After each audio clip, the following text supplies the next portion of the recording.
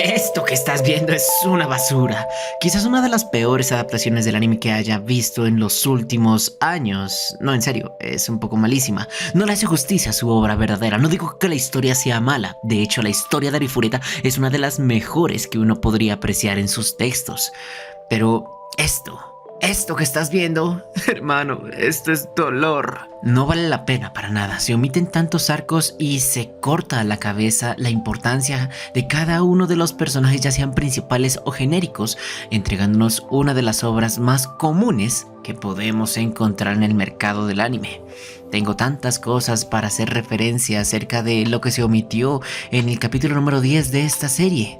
Como por ejemplo que Hajime y Joe estuvieron a punto de tener relaciones sexuales dentro del laberinto, o que Kouki desató un pilar de luz enérgica y dorada sobre Hajime cuando trató de asesinarlo, o como Ryutaro se paró durísimo contra un golem de hielo y lo venció a puñetazo limpio en una batalla de varón contra varón. Son cosas bastante épicas que simplemente fueron olvidadas, así como así. Amigo, ya te la sabes, como cualquier ladrón que sube a un transporte público. Acomódate en tu silla, jala una soda, prepárate, porque son datos o curiosidades que seguramente no conocías, o que si conocías las habías olvidado porque habías leído esta novela hace muchísimo tiempo. Empecemos con número 1. Esta es larga. De lo que pasó entre el capítulo anterior, el 10 y el 11, hubieron muchos acontecimientos que fueron olvidados o acabados. En serio, son muchos. Por ejemplo, tenían que abrir una puerta especial para poder ingresar a la siguiente sección de la prueba del laberinto, la que vimos en el capítulo.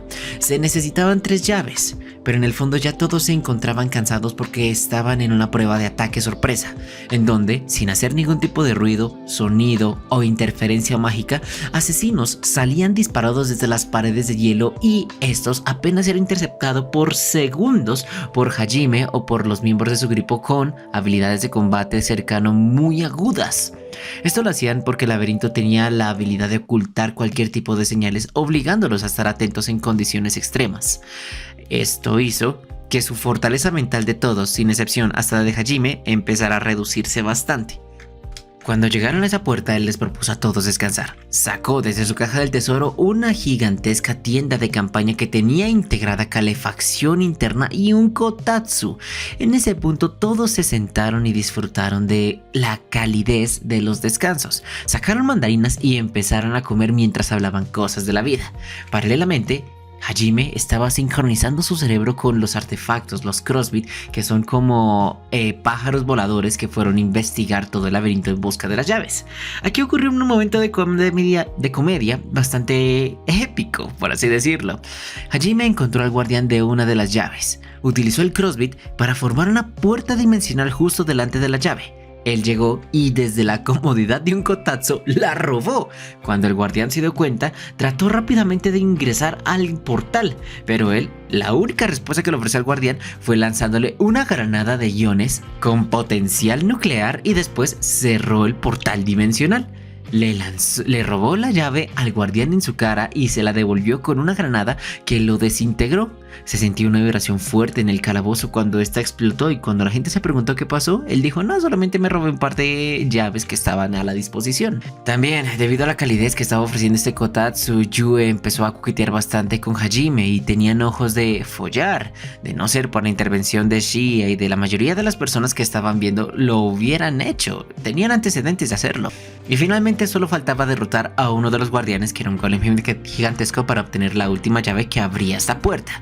Enviaron al grupo de Kaori, Kouki, de todos los estudiantes, que no era el principal de Hajime, a que lo hicieron, y todos volvieron increíblemente satisfechos y felices, porque sentían de que finalmente habían realizado una prueba en donde no se habían basado completamente en el poder de Hajime ni hecho trampa. Sintieron la felicidad de una aventura, de esforzarse y de luchar codo a codo junto a sus amigos y aliados. Y después de todos estos acontecimientos es cuando debería empezar el capítulo 11.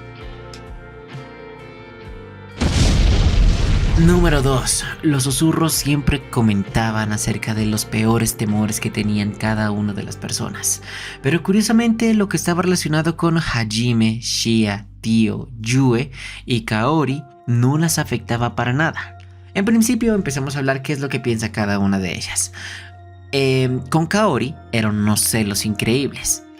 Y ella lo reconoce en público, que por cierta vampiresa que no va a decir su nombre, pero era obvia su referencia, tenía tantos celos que le gustaría matarla. Pero esto no era ninguna sorpresa. Ella siempre, desde el primer día, siempre había demostrado sus sentimientos. Para ella esto no era ninguna sorpresa. Que Yue está con Hajime, que ella es la dueña de su esperma, eso ya lo sabía perfectamente. Y la voz que se escuchaba en su cabeza simplemente era una manifestación de lo que ella siempre decía todo el tiempo. Claro, le golpeaba en donde le dolía, pero no era motivo o razón para echarse para atrás. Simplemente reafirmaba lo que ella reafirmaba todo el tiempo. Hajime tenía otra perspectiva. Él dijo que entendía perfectamente el problema de ser como es ahora en Japón. Era algo en donde no podría encajar. Pero él reconoce que ese problema en este momento lo está distrayendo. Tiene un objetivo, tiene una meta, volver a casa. Si piensa en lo que hará cuando llegue a la casa, lo distraería de ya ser su meta. Entonces él dice, por ahora voy a enfocarme en lo que quiero y cuando llegue ese problema ya lo abordaré. ¿Esto es irresponsable? Claro, lo único que está haciendo es aplazar los asuntos, pero para él era más que suficiente. La de Yue era más épica. Ella llega y dice, sí, las voces dicen algo que me duele y que realmente me ha preocupado.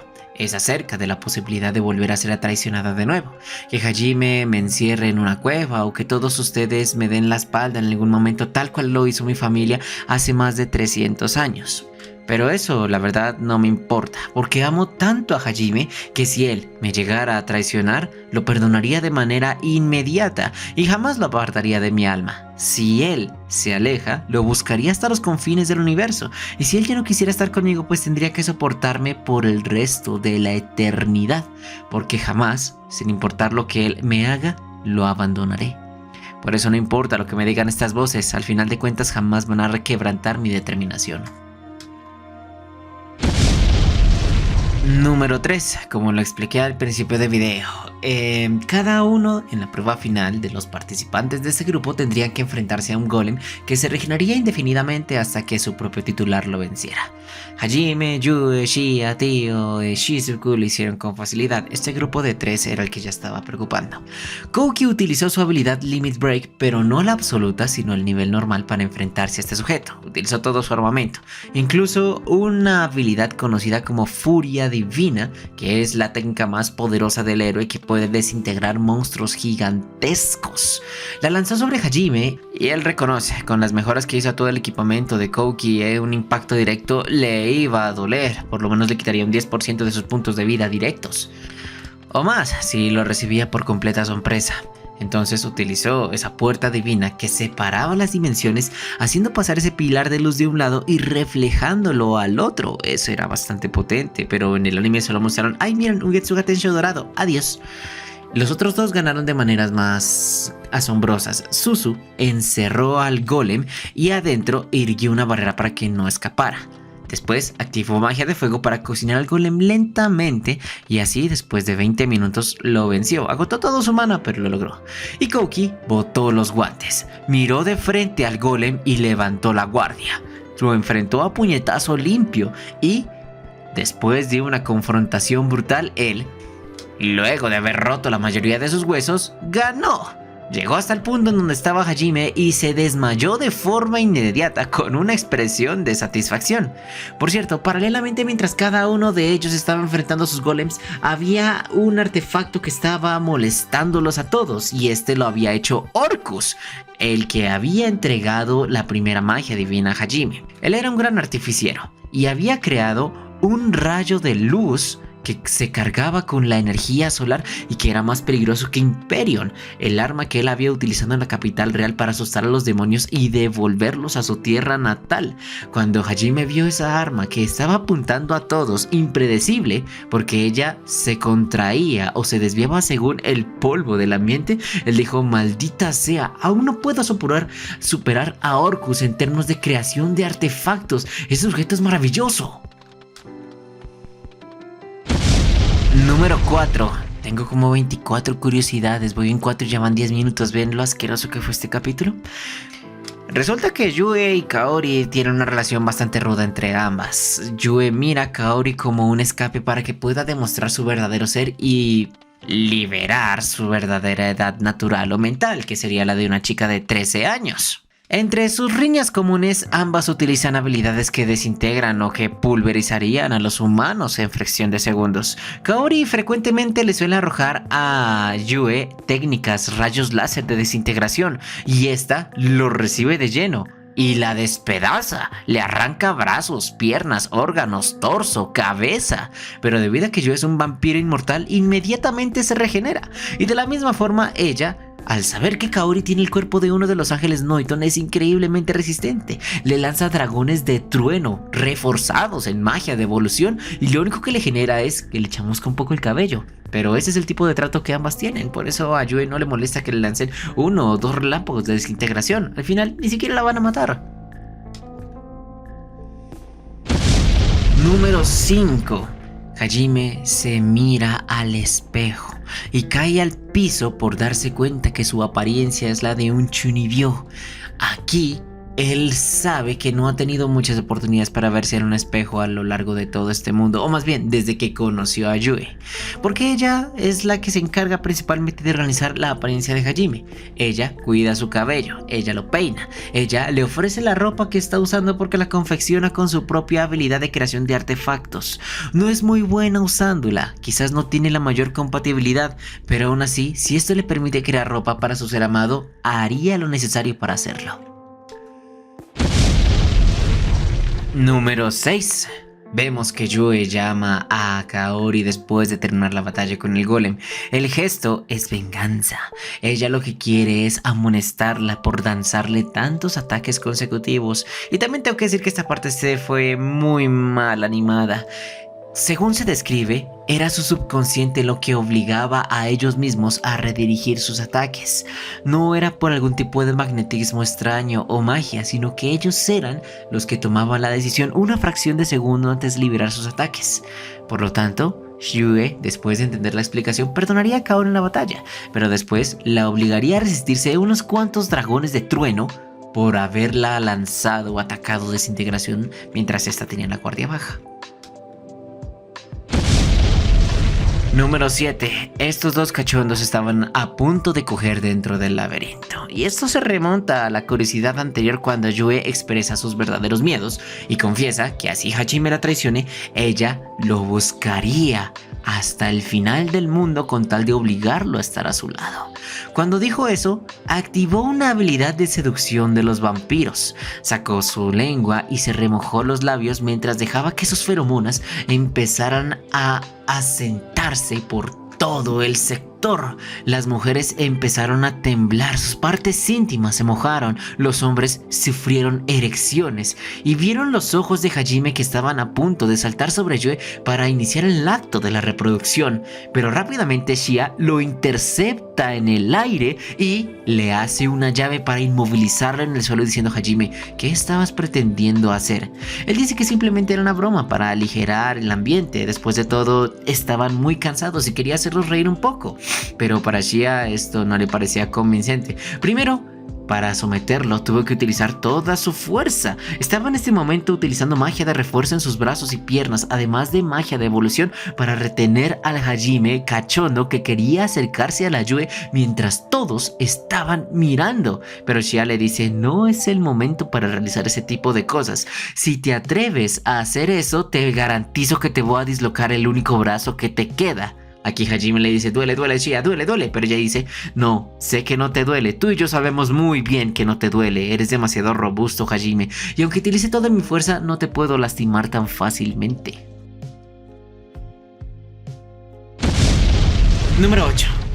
Cuando Shizuku decidió no participar como la princesa sino como la caballera, esto emputó realmente a Kaori. Ella sinceramente no se lo iba a perdonar tan fácil, al punto que no le quiso hablar durante 3 días, pero no fue capaz de albergar tanto resentimiento por la persona que tanto apreciaba. Por eso después volvieron a hacer las cosas como antes, sin ningún tipo de cambio.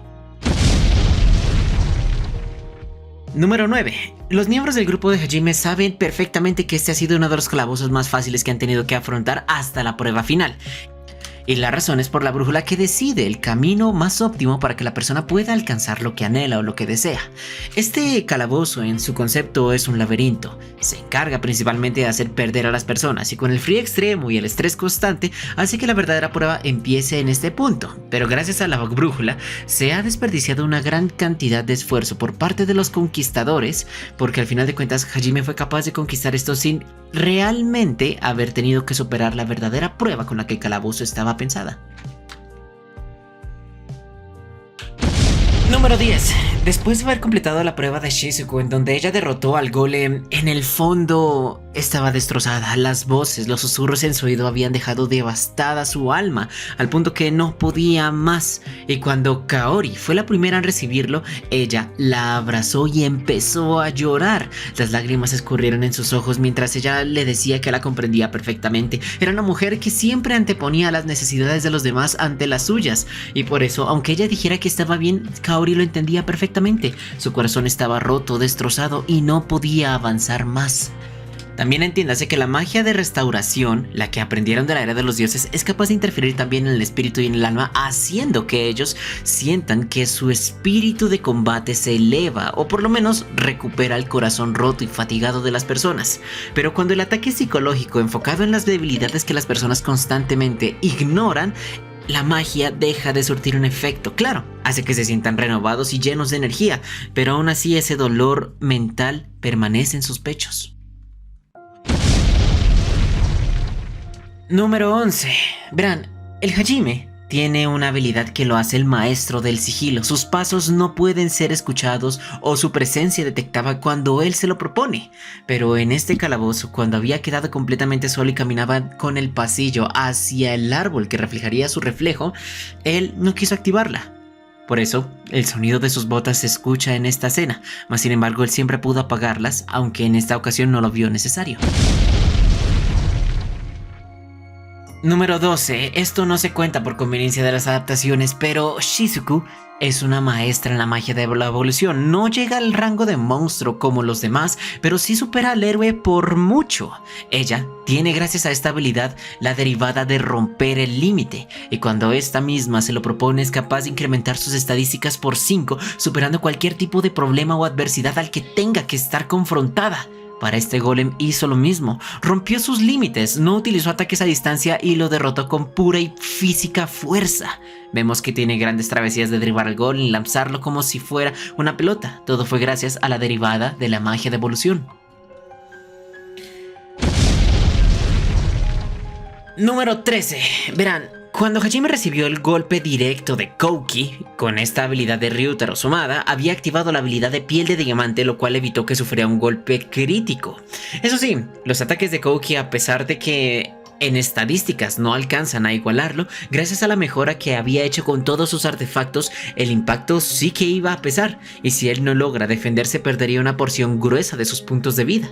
Por eso estuvo bastante molesto al momento de recibir el impacto, y en esos segundos maldijo el hecho de haberles dado artefactos fuertes para que se potenciaran. Los miró con odio y resentimiento, como si ellos se hubieran transformado automáticamente en sus enemigos. Número 14. ¿Por qué Hajime casi no tardó nada en reconocer su propia voz mientras los demás pensaban y analizaban en dónde la habían escuchado? Y esto se debe al trabajo que tenía con su papá. Él, al trabajar en la industria de desarrollo de videojuegos, constantemente le prestaba su voz a su patrón para así darle vida a sus creaciones, y él tenía que escuchar sus propias grabaciones constantemente hasta encontrar el punto de satisfacción que necesitaba. Aquí, en este momento, Hajime puede reconocerlo, gracias a que constantemente tuvo que memorizar cómo era su voz y la pudo comparar y resolver. Número 15. ¿Por qué razón todos los miembros que no sean el grupo de monstruos de Hajime, Yue, Shia, Tio y él, atacaron a los demás miembros?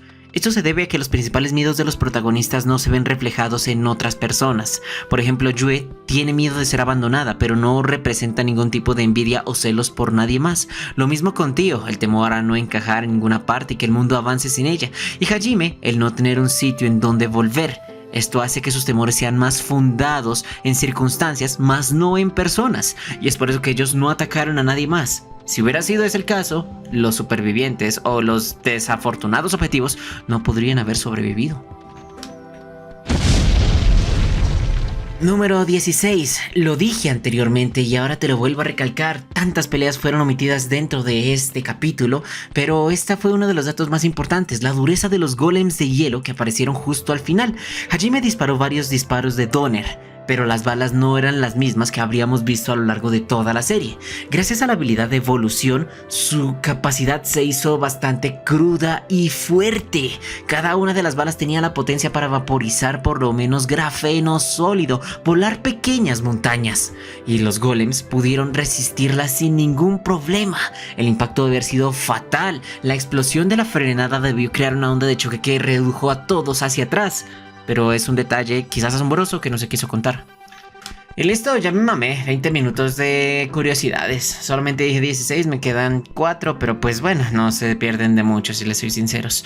Este fue su amigo, el viejo amigo, su amigo y bien amigo, el señor Micael. Y nos veremos después, hermanos. Adiós.